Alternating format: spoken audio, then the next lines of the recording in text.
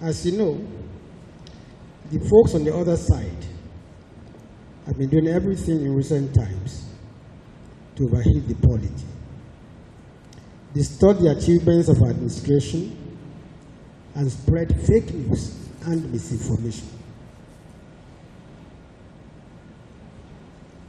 Yes, it could be very cold out there for the hungry and desperate opposition.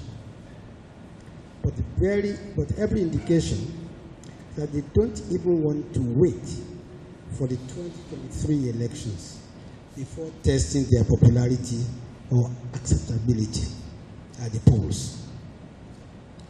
How else does one explain their court case seeking the declaration of our convention as illegal?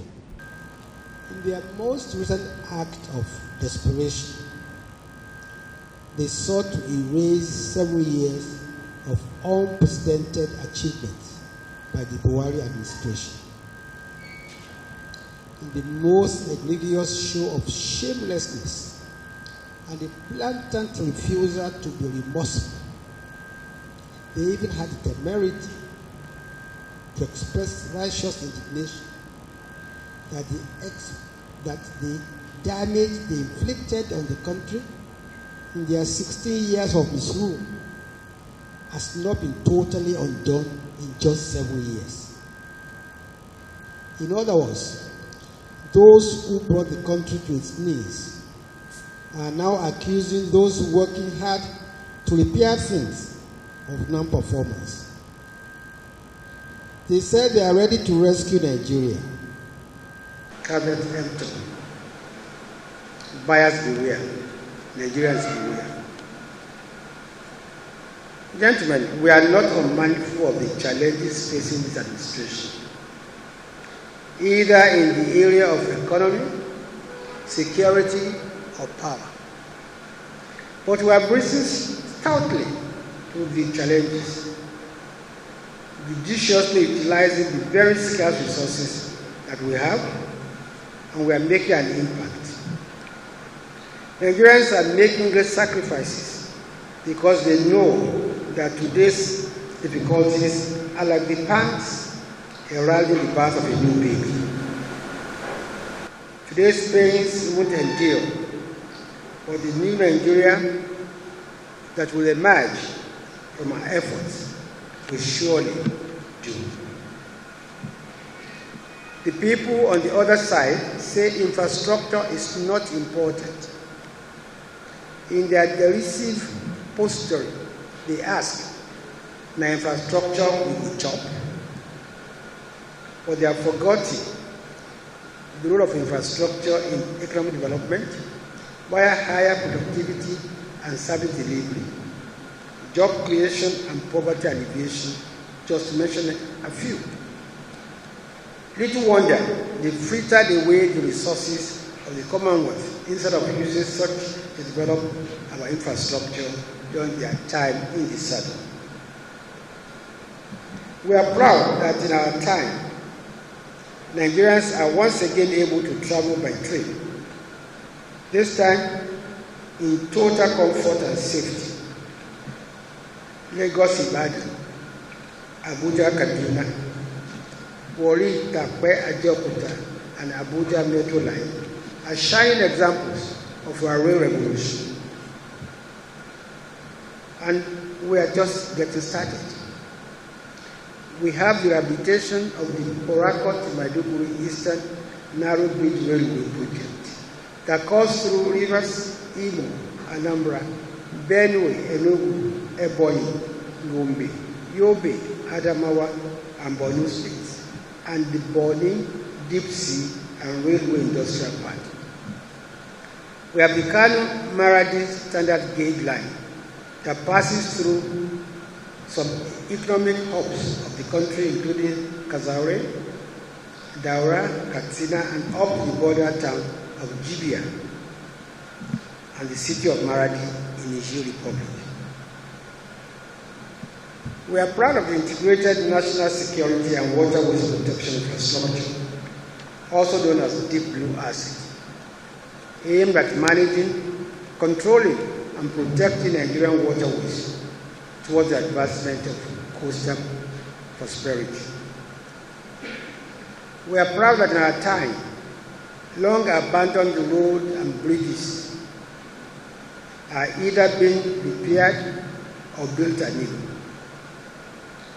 The Lagos-Ibadan Expressway, which is due to be completed this year, is already offering a joyful ride to happy motorists, saving lives and man-hours in the process.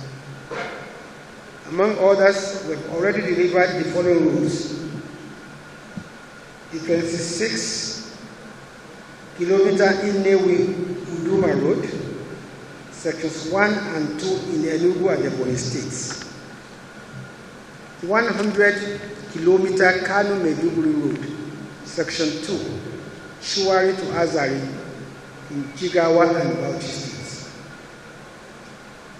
the 106-kilometer Kano-Maiduguri Road, section 3, Azari Potiskum in Bauchi and Yobe states; 24-kilometer Bandekia-Obunkatu Ranch Road, phases 1 and 2 in Benue and Cross River states; and the 304-kilometer Sokoto-Tambua, Jega, Kontagora, Makera Road.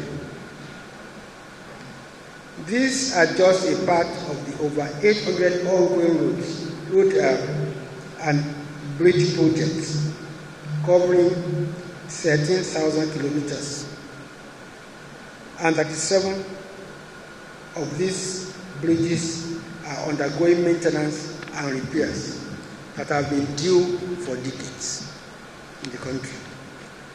In fact, there are at least one road or bridge project in every state of the Federation as we speak going on. We are proud that in our time, the second Niger Bridge, which they had built on paper several times, is almost ready for delivery. In addition to the second Niger Bridge, we have built or repaired the following among others: Ecom Bridge in Cross River, Local Oweto Bridge in Nasarawa, Ibi Bridge in Taraba, and Bamenda Info Bridge linking Nigeria and the Cameroons, Chatangi Bridge along Taku Bukari Road in Taraba, Kotokarfi Bridge in Kogi State, Bodo Boni Road / Bridge in Rivers. We are proud that in our time, we have delivered housing units in 34 states, and they are being commissioned as we speak. The claim that our projects were started by them, and we say, even when this is clear misinformation, of what use are projects started and never completed, if not a strategy for looting the Commonwealth? We have now delivered 4 state-of-the-art new airport terminals in Abuja, Kano, Lagos, and Port Harcourt. While they left the aviation industry in tatters during their time, we have turned things around. We have constructed and installed Boeing 737 full motion flight simulator at the Nigerian College of Aviation Technology in Zaria. A development that will save Nigeria millions of dollars spent in the retraining of pilots in other countries. We have installed the fully automated aircraft firefighter training simulator, also at the Nigerian College of Aviation Technology, the first of its kind in Africa. We are reflecting the NCAT with trainer aircraft, and we have already delivered 6 aircraft so far. We have installed Novel Category 3 ILS DME at Lagos and Abuja airports. These instruments will allow flights to land at low visibility. We have procured 2 mobile control towers in Lagos and Abuja, and designated 4 international airports in Abuja, Kano, Lagos, and Port Harcourt as special economic zones, aimed at encouraging business investments. We are about to kickstart the construction of the second runway for the airport in Abuja. Recall that the only runway at the Nnamdi Azikiwe Airport here in Abuja was left dilapidated until this administration repaired it. The blows that Nigerians are suffering under our watch. But we say that while they laid the groundwork for today's suffering with their mismanagement of national resources, at a time of plenty, we have introduced unprecedented measures to alleviate the suffering of Nigerians, especially the very vulnerable. Our National Social Investment Program, NSIP, is the biggest of its kind in sub-Saharan Africa. The Empower benefits 1 million people. The Government Enterprises and Empowerment Program, which comprises of market money, farmer money, has benefited 4 million people. The National Homegrown School Feeding Program is providing quality meals daily to 10 million primary school pupils, in addition to empowering over 100,000 cooks and the same number of smallholder farmers in the local areas where the schools are located.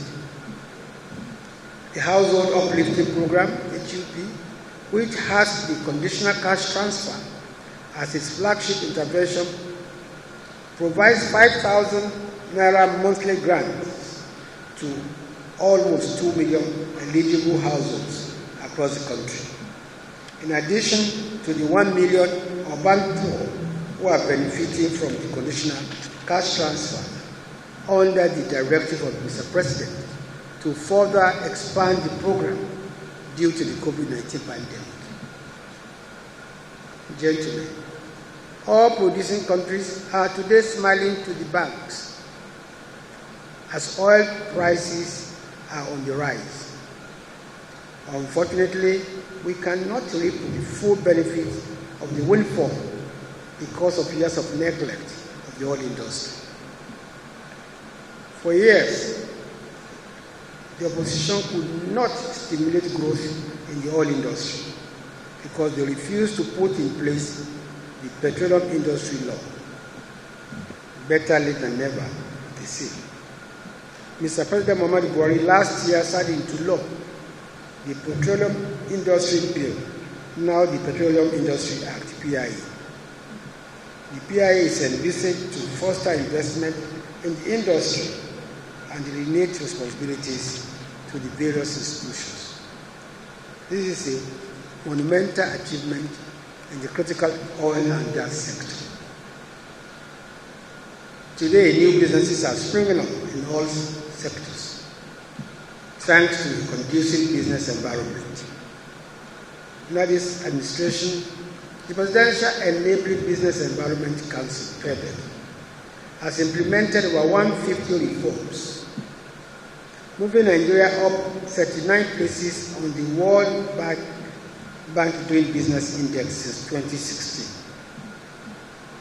Mr. President also signed the Companies and Allied Matters Act 2020, CAMA 2020, Nigeria's most significant business legislation in 3 decades.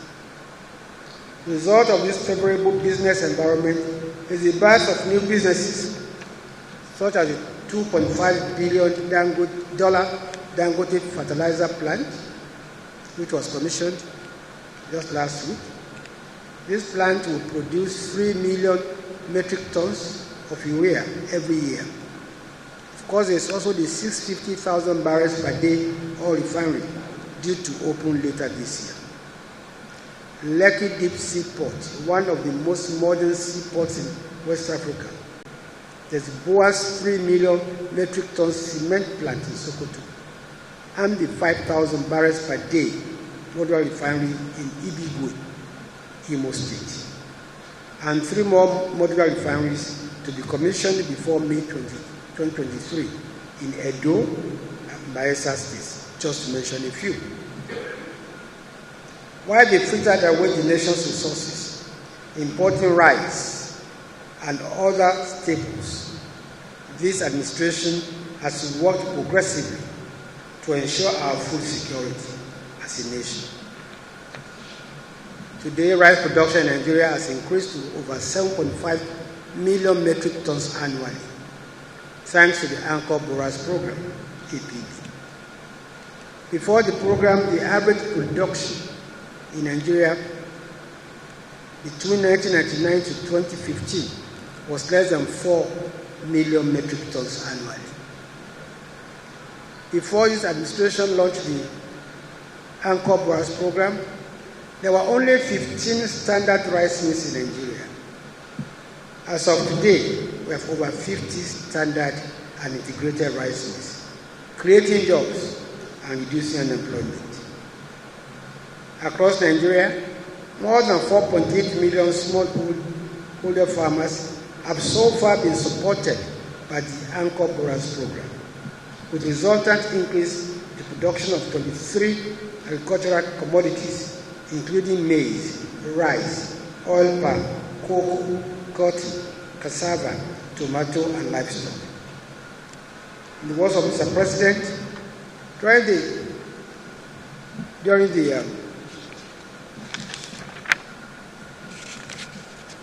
the inauguration of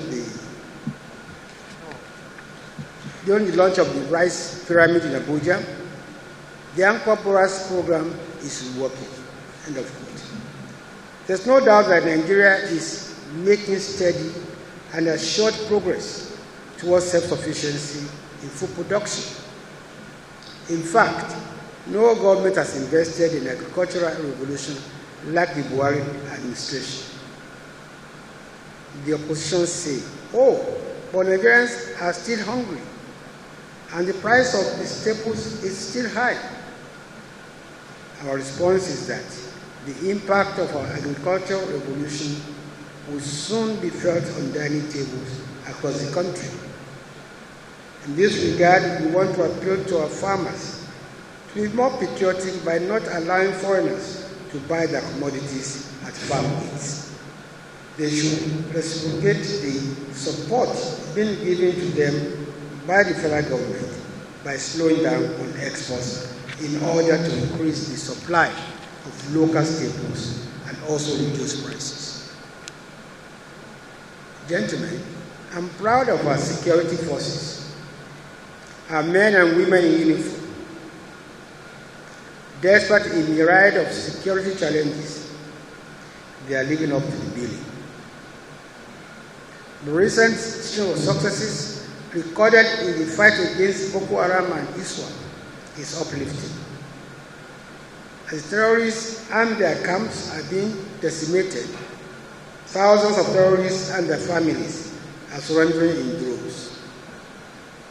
The effectiveness of the security forces has been enhanced by the leadership provided by President Muhammadu Buhari and the unwavering commitment of the armed forces and its leadership. The procurement of modern platforms for the armed forces has also gone a long way in raising the level of their operational readiness and efficiency, in addition to boosting their capabilities. Among others, the Nigerian Army has procured 160 MRAPs, 150 trucks, and 60 APCs to improve its equipment holding. This is in addition to the provision of accommodation for troops and the recruitment of over 10,000 personnel into the Army.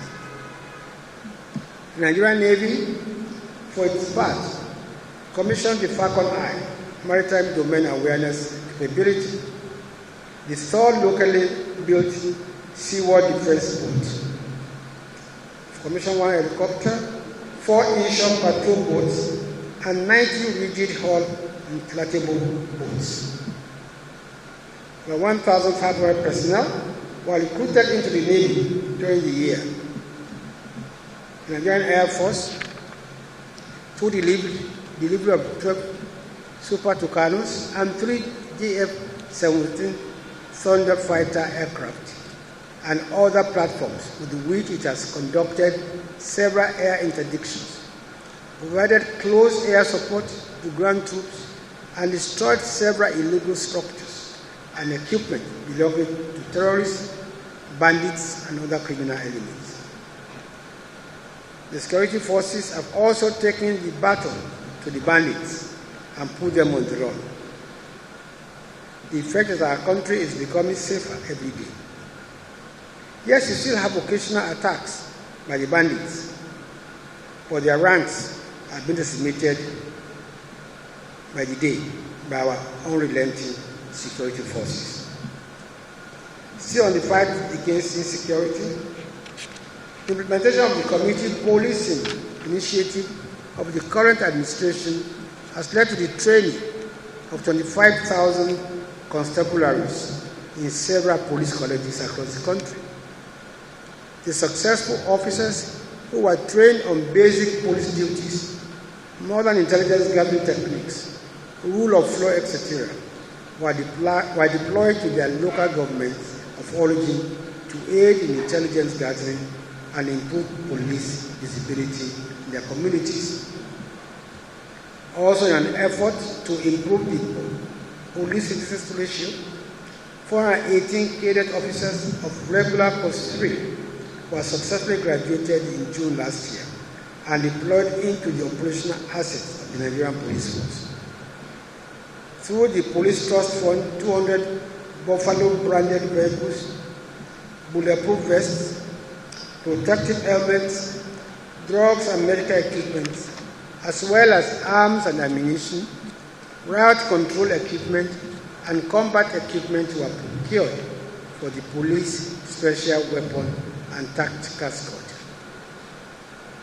Recall, gentlemen, that President Muhammadu Buhari has approved the review and upgrade of police personnel salaries by 20%, in addition to enhanced duty toll allowance and tax waiver in the sum of 18.6 billion naira for junior officers to increase the take-home pay. The last issue I want to address is the figures being bandied around by the folks on the other side and the section of the press, comparing the prices of some foodstuffs, such as petrol, diesel, pre-2015 and now. The misuse of data is clear mischief. This misuse of data is clear mischief. Those who bandy around these figures without putting them in context are being clever by half. Let's take the price of foodstuff and petrol, for instance. Google the price of foodstuff in other countries, in Africa, and even in the UK and the US, and you discover a steep rise. Ditto for the price of gas or petrol. What we are saying is that this increase is a global trend and it is not limited to any country. Therefore, presenting it as a Nigerian problem is mischievous, disingenuous, and a clear act of misinformation. Let me add that the crippling fuel shortage experienced across the country in recent times happily has started easing as the measures put in place by the government has begun to work. Gentlemen, we have consistently showcased the massive achievements of this administration in all sectors, even as we admit the challenges we face and work hard to ameliorate things. But against the resort to lies and misinformation by the opposition, it is absolutely necessary for us to dispel the misrepresentation of facts and put things in perspective, which is what we have done today. We're not under any illusion that they will stop their misrepresentation.